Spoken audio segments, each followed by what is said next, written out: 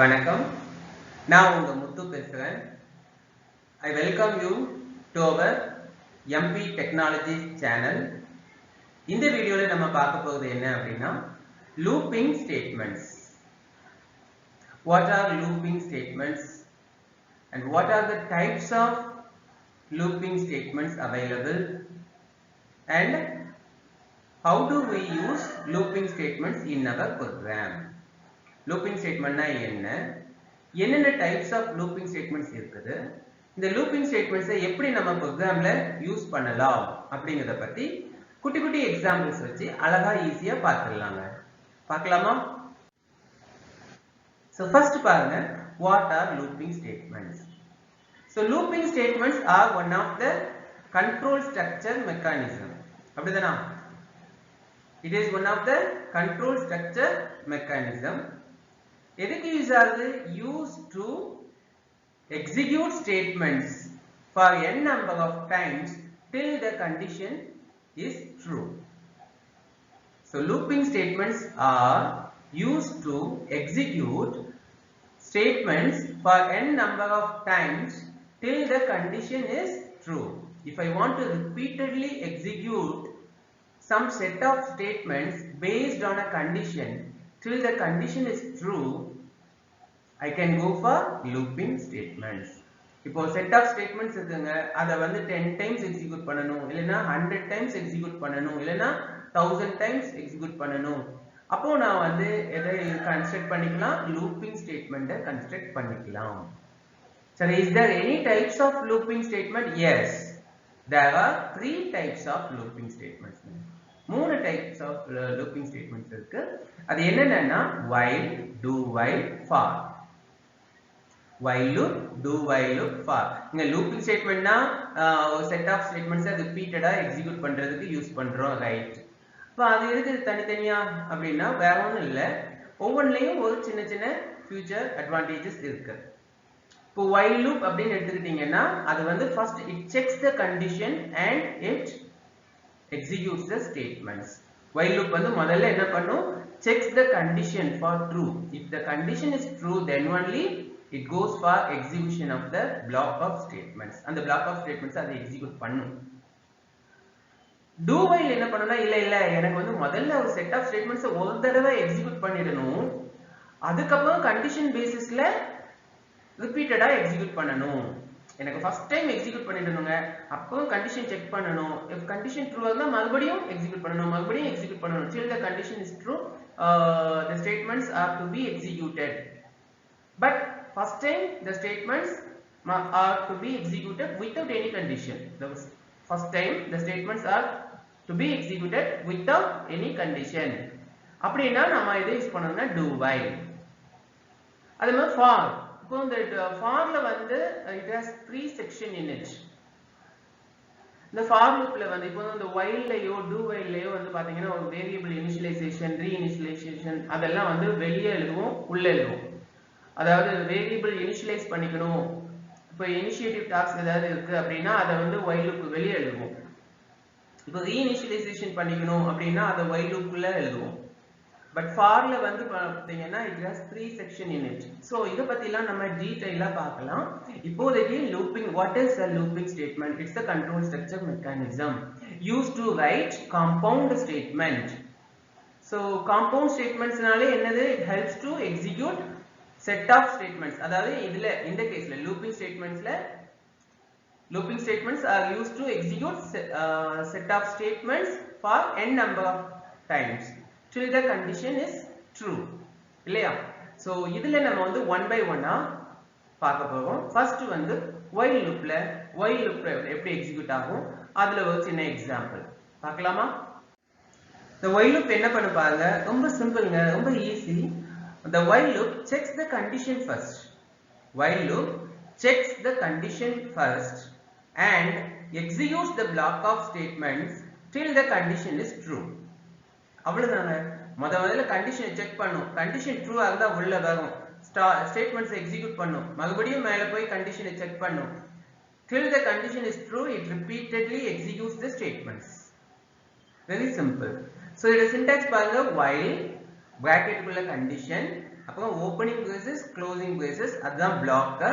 உள்ள நம்ம ஸ்டேட்மெண்ட்ஸ் அதுல ஏன் பார் கொடுத்துக்கனா ஒரு சிங்கிள் ஸ்டேட்மெண்ட்டும் கொடுக்கலாம், நீங்க மல்டிபிள் ஸ்டேட்மெண்ட்ஸும் கொடுக்கலாம். சிங்கிள் ஸ்டேட்மெண்ட் கொடுத்தா இந்த ifல பார்த்த மாதிரி நீங்க இந்த ஓப்பனிங் braces க்ளோசிங் braces கொடுக்கணும்னு it is not necessary, compulsory கிடையாது. பட் மல்டிபிள் ஸ்டேட்மெண்ட்ஸ் கொடுக்குறீங்க அப்படின்னா it must be enclosed with opening braces and closing braces.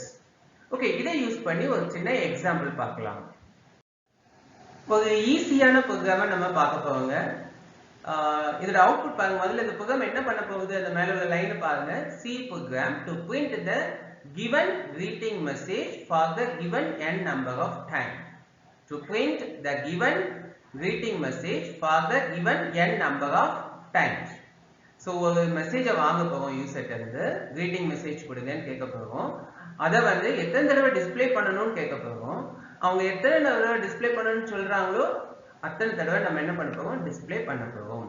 So my program is going to get a greeting message from the user and also it is going to get the n number of time to display the message in the monitor, and the while loop is going to print the greeting message for n number of time. That's it. அவ்வளவுதாங்க. So இதுல பாருங்க, நம்ம வந்து enter the greeting message நான் சொல்லியிருக்கேன், happy birthday Tom ஒரு exclamatory சிம்பலோட கொடுத்திருக்கேன். enter number of time to display the message நான் சொல்றேன் 10 அப்படின்னு சொல்றேன். பாருங்க 10 times happy birthday Tom display ஆயிருக்கா. சோ இதுக்கு ப்ரோக்ராம் எப்படி எழுதலாம்னு பார்க்கலாமா. அப்போ இன்புட் வாங்கிக்க போறோம், அப்புறம் அவுட்புட் வந்து 10 times while loop யூஸ் பண்ணி டிஸ்ப்ளே பண்ண போறோம். அவ்வளவுதாங்க. சோ இந்த ப்ரோக்ராமை பொறுத்த வரைக்கும் நம்ம ரெண்டு இன்புட் வாங்கணும், என்ன மெசேஜ் எத்தனை தடவை டிஸ்ப்ளே பண்ணணும், அப்போ எவ்வளவு நம்பர் ஆஃப் டைம் டிஸ்ப்ளே பண்ணணும் அப்படிங்கிறது. இப்போ 10ன்னா நான் கவுண்ட் பண்ணணும் இல்லையா, 1 2 3 4 5 6 7 8 9 10. ஓகே, 10 தடவை வந்தாச்சு.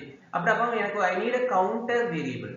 இப்போ ஜெனரலாவே வந்து லூப்பிங் ஸ்டேட்மெண்ட்னாலே வந்து we will use counter variable.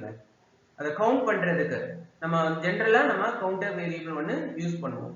So நான் வேரியபிள் கிரியேட் பண்றேன். பாருங்க, char msg of 20 ஒரு 20 charactersல ஒரு மெசேஜ் வாங்கிக்கிறதுக்காக ஒரு வேரியபிள் msg ன்னு கிரியேட் பண்ணியாச்சு. அடுத்து பாருங்க int n, அதை n number of times display பண்ணனும், எத்தனை தடவை டிஸ்ப்ளே பண்ணனும்னு யூசர்ட்ட இருந்து வாங்கிக்கணும், அதுக்கு n அப்படின ஒரு வேரியபிள் கிரியேட் பண்ணியாச்சு. அப்போ comma count is equal to 1. கவுண்டோட வேல்யூ இனிஷியலா 1 ன்னு வெச்சிருக்கோம், அத கவுண்ட் பண்ண போறோம். So clr ser printf enter the greeting message. அப்போ enter the greeting message print பண்ணது get as msg ல நான் மெசேஜை வாங்கிட்டேன். அடுத்து பாருங்க printf enter number of time to display the message. எத்தனை தடவை டிஸ்ப்ளே பண்ணனும்னு கொடுங்க. நான் scanf %d, ampersand n ல அத வாங்கிட்டேன்.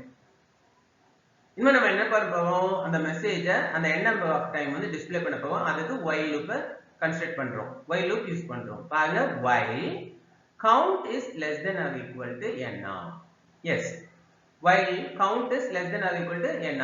count இனிஷியலா என்னவா இருக்கு, இனிஷியலா count is 1 இல்லையா, n என்னவா இருக்கு 10 அப்படிதானா, n வந்து எவ்வளவு 10 ஆ இருக்குது.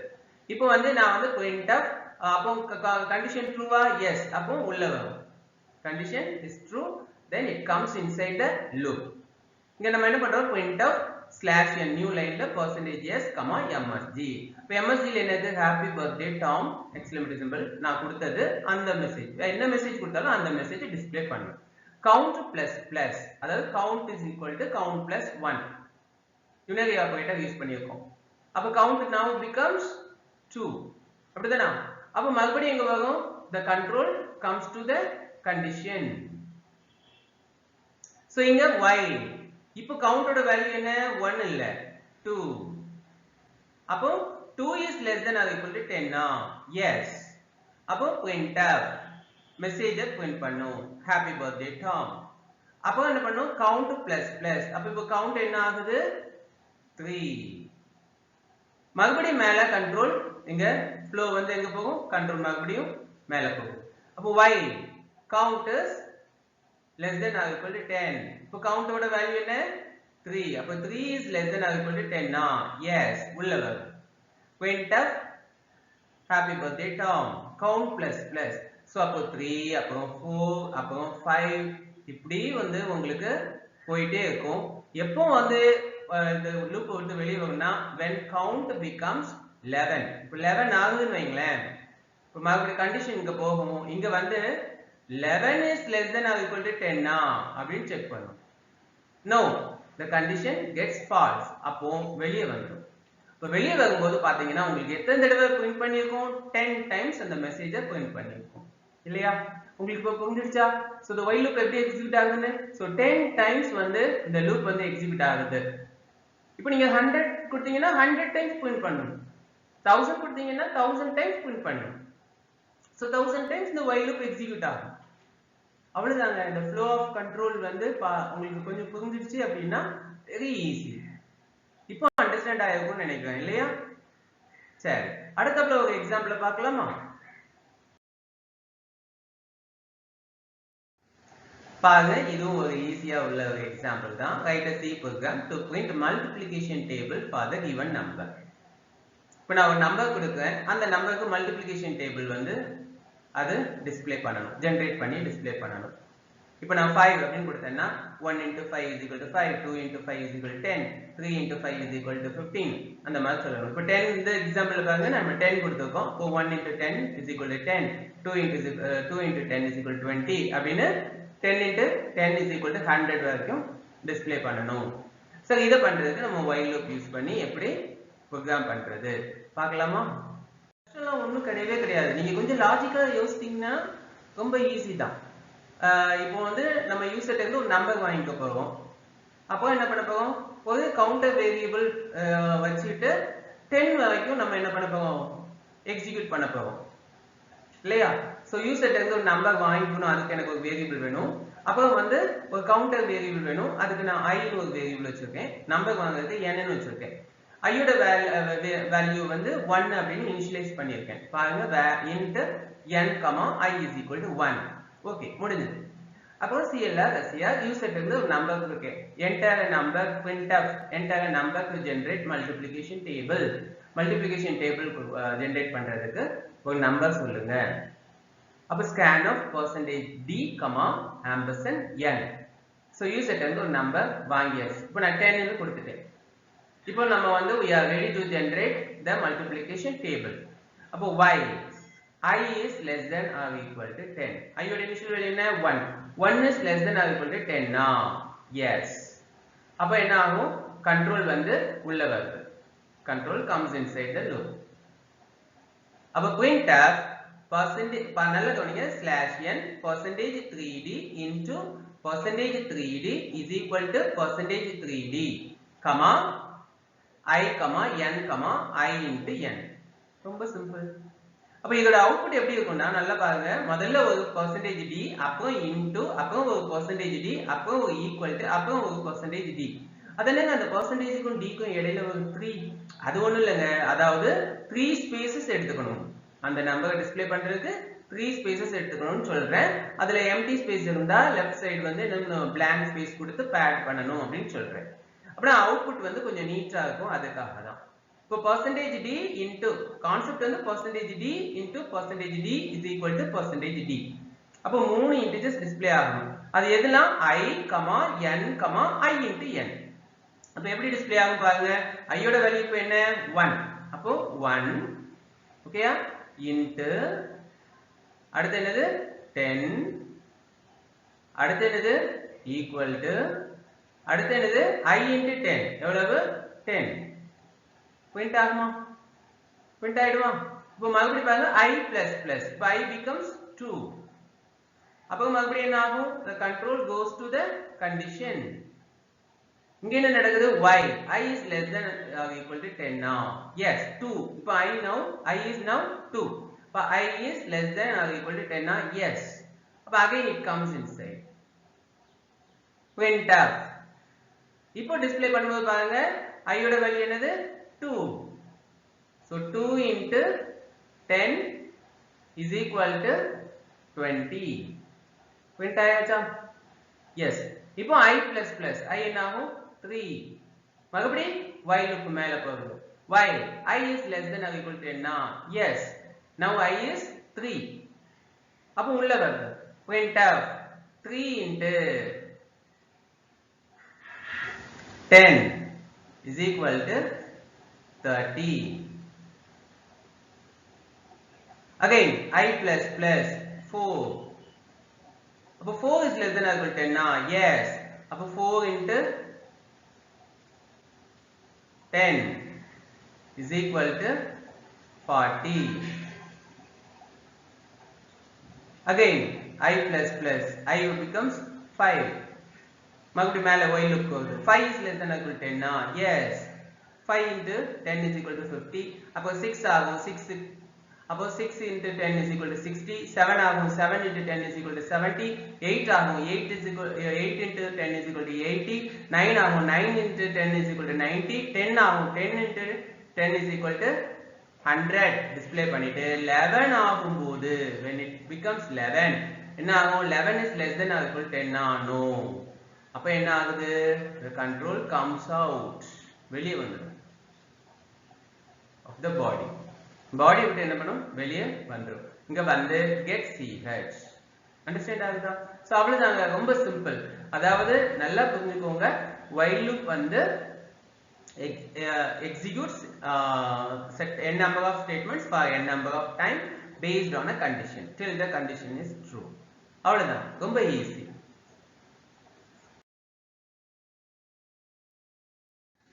அடுத்து வந்து பாத்தீங்கன்னா ஒரு குட்டி example super example a C program to print all odd numbers within the given number இப்போ நான் 10 அப்படினு கொடுக்கேன் அப்ப 10 க்குள்ள எத்தனை odd numbers இருக்கோ அதை print பண்ணனும் இப்போ odd numbers வந்து என்னது 10 க்குள்ள என்னெல்லாம் இருக்கு 1 3 5 7 9 அவ்வளவுதான் 1 3 5 7 9 அதை print பண்ணனும் இப்போ இந்த எக்ஸாம்பிள்ல வந்து நான் 50 கொடுத்திருக்கேன் என்டையர் நம்பர் 50 அப்போ 50 க்கு உள்ள ஆட் நம்பர்ஸ் எல்லாத்தையும் என்ன பண்ணிடுது print பண்ணிடுது சோ அத பண்றது எப்படி புரோகிராம்ல பார்க்கலாமா ரொம்ப சிம்பிள்ங்க ஒண்ணுமே கிடையாது ஈஸி தான் ஒரு நம்பர் யூசர்ட்ட வாங்க போறோம் அப்போ ஆட் நம்பர்ஸ் கிரியேட் பண்ண போறோம் அவ்வளவுதான் அந்த ஆட் நம்பர் அந்த நம்பருக்குள்ள இருக்க வரைக்கும் கிரியேட் பண்ணி டிஸ்ப்ளே பண்ண போறோம் பாருங்க முதல்ல நம்பர் வாங்குறதுக்கு ஒரு வேரியபிள் வேணும் அதுக்கு n ன்னு கிரியேட் பண்ணிக்கிறேன் அப்ப odd is equal to 1 first odd number 1 so odd is equal to 1 அப்படி கொடுத்துட்டேன்